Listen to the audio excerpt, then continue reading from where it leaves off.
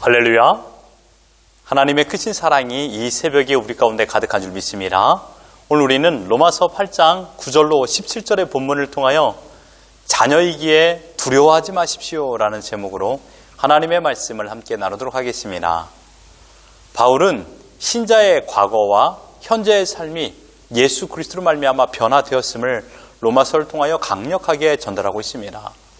예수 그리스도로 말미암아 과거의 삶과 현재의 삶은 명확하게 구분이 되었습니다. 예수 믿기 전과 믿고 나서의 삶이죠. 하지만 우리의 삶의 태도는 이 둘 사이를 왔다 갔다 하고 있다는 것이 문제입니다. 분명 하나님의 자녀이기 때문에 더 이상의 정죄는 없다는 선언을 들었음에도 불구하고 8장 1절을 보십시오. 그러므로 이제 그리스도 예수 안에 있는 자에게는 결코 정죄함이 없다라고 말했습니다. 우리에게는 더 이상이 죄로 취급되는 것이 없다라는 말입니다. 하지만 삶에서는 어떠하죠? 7장 24절을 보면 오라 나는 공고한 사람이로다. 이 사망의 몸에서 누가 나를 건져내랴 라고 하고 있습니다. 부패한 인간성을 가진 죄인인 우리는 하나님의 뜻보다 내 뜻을 더 중요시 여기고 있습니다.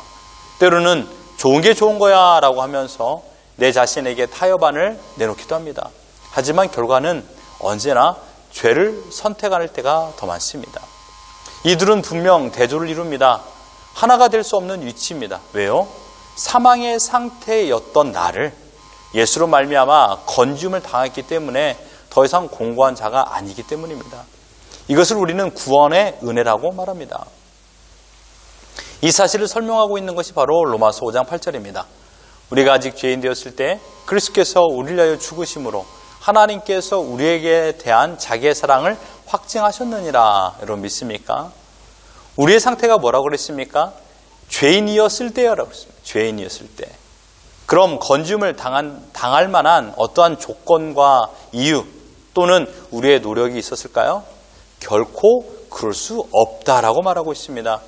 아니 인간적인 측면에서 이러한 구원받기에 합당한 행동이나 삶의 태도가 있다고 말하지 않습니다. 오직 그리스도께서 우리를 위하여 죽어주심이라고 말하고 있습니다.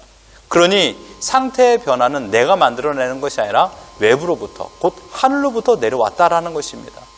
죄에서 건짐을 받은 즉 구원을 받아 오늘 본문에 표현한 대로 15절을 보시면 양자의 영을 받았으므로 우리가 아빠 아버지라고 부르짖느니라 라고 말하고 있습니다. 하나님은 구원의 대상인 우리를 법의 잣대로 평가하지 않았습니다. 그렇게 되면 자녀이든 누구든 모두가 정죄 대상입니다. 그러나 하나님의 자녀인 우리를 평가하는 기준은 사랑입니다. 그 사랑의 기준으로 보면 어떠한 행동이긴 간에 그것은 형벌의 원인이 되지 못하는 것입니다. 이 대원칙이 결정된 이유는 11절입니다. 예수를 죽은 자 가운데서 살리신 이의 영이 우리 안에 거하고 있기 때문이라고 말하고 있습니다. 하나님의 영은 무엇을 말하고 있습니까? 성령 하나님을 말합니다. 성령님께서 하시는 위대한 사역은 고린도전서 12장 3절에 선언하십니다. 그러므로 내가 너에게 알리노니 하나님의 영으로 말하는 자는 누구든지 예수를 저주할 자 하지 아니하고 또 성령으로 아니하고는 누구든지 예수를 주시라 할 수 없느니라. 하나님의 영인 성령이 내 안에 계셔서 내 생각과 마음과 입을 주관하심으로 말미암아 예수를 나의 주인이라고 고백하게 하시는 것입니다. 나의 지식과 경험의 결과가 아닌 오직 하나님의 전적 주도하에 이 고백을 하게 하시는 것입니다. 본문 9절에서 말씀하십니다. 그리스도의 영이 없으면 그리스도의 사람이 아니다. 분명 예수님 믿기 이전에 예수님이 어떤 분이라는 것을 우리는 들어 알고 있었습니다. 그리고 교회에 다니는 이유가 무엇인지도 알고 있었습니다. 그런데 그때는 믿어지지 않았고 내 마음속에 내키지 않았습니다. 그런데 어느 날 나도 모르는 사이에 예수님이 믿어지는 것이요. 예수님이 내 주인이라고 고백이 되는 것입니다. 어떻게 이러한 변화가 일어났습니까? 이유는 단 한 가지입니다. 성령 하나님께서 내 마음을 다스리기 때문입니다. 그래서 내 입술이 열려 하나님이 내 아버지요. 예수님이 나의 구원자라고 고백하게 되고 나는 죄인이라는 것을 시인하게 되는 것입니다. 이것은 인위적으로 가능한 것이 아닙니다. 내가 자발적으로 된 것도 아닙니다. 오직 성령 하나님께서 인도하심을 통하여 그래서 내 입술이 열려 고백이 되는 것입니다. 그리스도인이 되기 이전에 육신의 지배를 받아 살았던 죄인이었습니다. 그러나 우리는 옛사람의 지배를 받는 영역에서 벗어나 그리스도의 영의 지배를 받는 자리로 옮겨졌습니다. 이 사실을 다시 한번 16절에 선언하십니다. 성령이 친히 우리의 영과 더불어 우리가 하나님의 자녀인 것을 증언하시나니 자녀이면 또한 상속자 곧 하나님의 상속자요 그리스도와 함께한 상속자니라. 여러분 이 사실을 믿으시길 바랍니다. 우리의 신분이 변화되었음을 오늘 본문에서 지속적으로 설명하고 있습니다. 15절을 보십시오. 너희는 다시 무소하는 종의 영을 받지 아니하고 양자의 영을 받았으므로 우리가 아빠 아버지라고 부르짖느니라. 과거의 모습을 말합니다. 무소하는 종의 영의 지배를 받고 있었다라고 말하고 있습니다. 그래서 8장을 이해하기 위해서는 6장의 말씀을 바로 정립해야 이해할 수 있습니다. 6장은 의의 종으로 부름을 받기 전에 상태를 설명하고 있습니다. 죄의 종으로 죄의 다스림 속에 거하고 있다라고 말하고 있습니다. 여러분 오늘 로마서 6장을 천천히 그리고 자세히 읽어보십시오. 6장 17절에 이렇게 말하고 있습니다. 하나님께 감사하리로다. 너희가 본래 죄의 종이더니 너에게 전하여 준 바 교훈의 봄을 마음으로 순종하여 18절에 죄로부터 해방되어 의에게 종이 되었느니라. 아담 한 사람의 죄로 말미암아 모든 인류는 죄의 지배 아래 있었습니다. 그리스도를 믿기 전의 상태를 말하고 있습니다. 그러나 성도는요, 그리스도와 함께 죽음으로 죄의 몸이 멸하여졌고 죄에 대하여 죽은 그 죄에서 벗어나게 되었습니다. 그래서 예수 안에 있는 자에게는 결코 정죄함이 없다라고 선언하십니다. 로마서 6장 6절로 8절을 보십시오. 우리가 알거니와 우리의 옛사람은 예수와 함께 십자가에 못 박힌 것은 죄의 몸이 죽어 다시는 우리가 죄에게 종노릇하지 아니하려 함이니 이는 죽은 자가 죄에서 벗어나 의롭다 하심을 얻었음이라. 만일 우리가 그리스도와 함께 죽었으면 또한 그와 함께 살 줄을 믿노니. 우리의 상태는 죄의 종에서 의의 종으로 완전히 신분 변화가 일어난 것입니다. 상태의 변화가 일어난 것입니다. 그래서 신분의 변화가 일어난 것입니다. 그렇기 때문에 하나님은 우리에게 두려워하지 말라라고 하십니다. 본문 8장 15절 너희는 다시 무소하는 종의 영을 받지 아니하고 양자의 영을 받았으므로 우리가 아빠 아버지라고 부르짖느니라.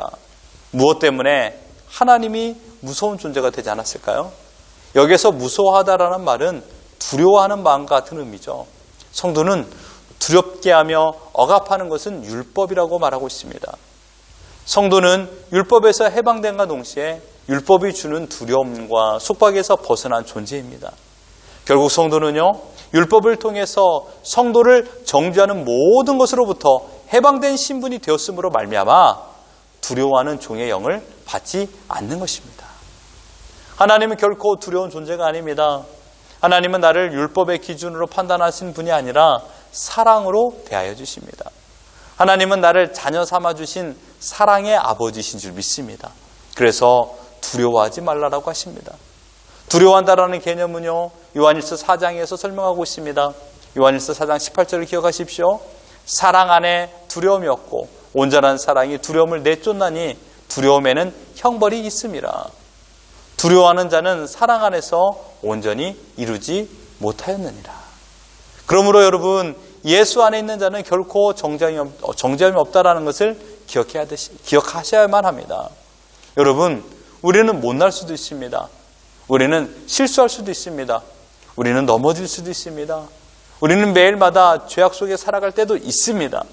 그러나 이러한 이유 때문에 우리를 향한 하나님의 사랑의 계획이 바뀌지는 않습니다.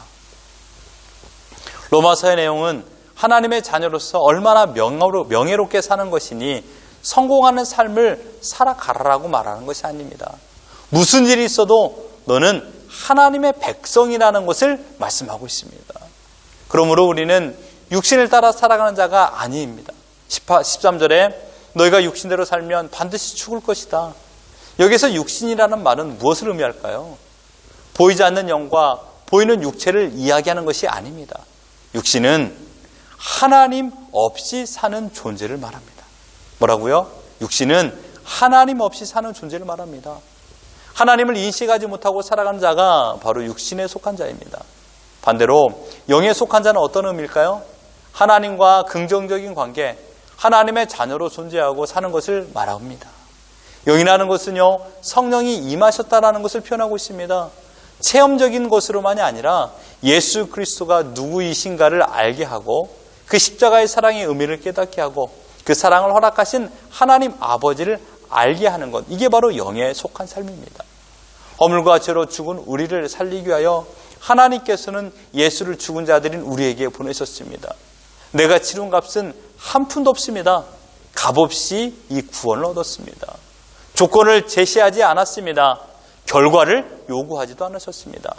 행동 강령을 어긴다고 탈락시키지도 않으셨습니다.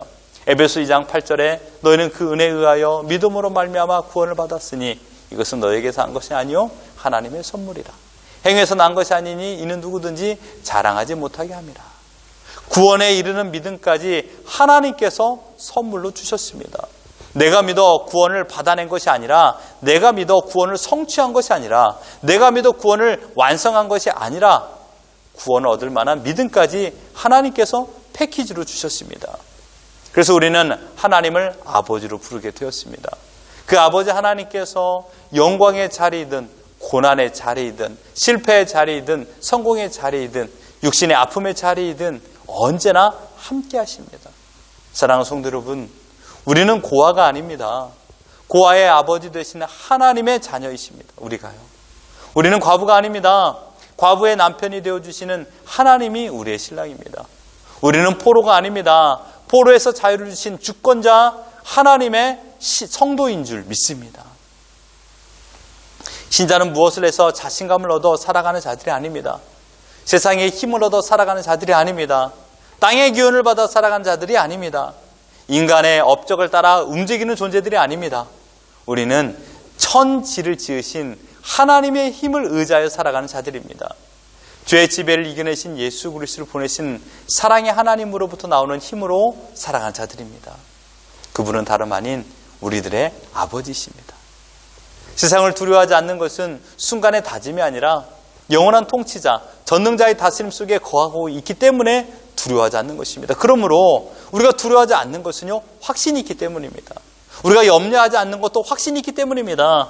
나를 사랑하사 끝까지 사랑하시는 그 하나님이 내 아버지라는 것을 믿기 때문에, 자녀이기 때문에 그러므로 우리는 두려워하지 않는 것입니다. 사랑하는 성도 여러분, 우리가 주님을 벗어나면, 하나님의 영역에서 벗어나는 그 순간 우리는 두려움에 내몰리게 됩니다. 어제 하루의 삶에 여러분 평안하셨습니까? 아니면 두려움 속에서 하루하루를 사셨습니까? 그것은 내가 하나님과 함께 있거나 함께 없거나의 결과입니다. 오늘 여러분은 어떠한 삶을 사시겠습니까? 매일마다 두려움에 쫓기며 사시겠습니까? 아니면 하나님이 내 아버지라는 사실을 확신함으로 말미암아 그 속에서 느끼는 평안 가운데 사시겠습니까? 하나님 오늘도 우리에게 선택하라고 말하고 있습니다. 두려워할 것인가? 평안으로 살 것인가? 무엇을 선택하시겠습니까? 확신컨대 우리를 끝까지 사랑하시는 하나님의 사랑을 믿으십시오. 그 사랑이 있는 한 우리는 영원토록 평안을 누리도록 하나님께서 이끌어 주셨습니다. 그 사랑은 아무도 바꿀 수가 없습니다. 하나님께서 허락하셨기 때문입니다. 오늘 허락된 사랑 안에 기쁨을 누리며 사십시오. 두려워하지 마시고 기쁨과 감격으로 오직 하나님과 동행하며 하나님만을 찬양하며 살아가는 우리 모두가 되기를 예수 그리스도 이름으로 축원합니다.